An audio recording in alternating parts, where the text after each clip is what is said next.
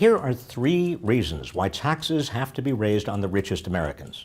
Number 1, we've got a large budget deficit, and if the rich don't pay their fair share, the rest of us will either have to do with less Medicare and Medicaid and fewer public investments in infrastructure and education, or we'll have to pay even more in taxes to make up for what the rich don't pay. Number 2, they aren't paying nearly their fair share now.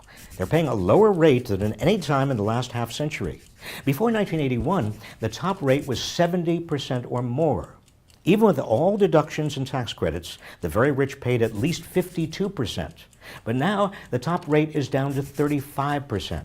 And because so much of their income is in the form of capital gains, the very wealthy, in fact, pay far less.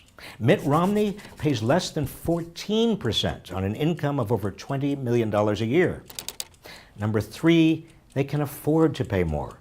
The wealthy are taking home a larger share of total income than they have in 80 years. The top 1% is getting more than 20% of total income. The 400 wealthiest Americans have more wealth than the bottom 150 million Americans put together. Don't believe their propaganda about the rich being the job creators.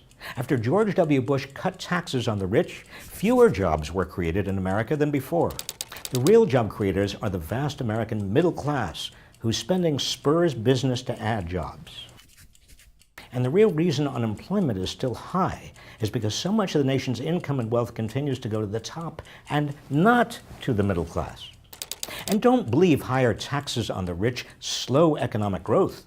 In the 3 decades after World War II, when the top tax rate was never below 70% and often over 90%, the U.S. economy grew faster on average than it has since then, when the top tax rate has been much lower.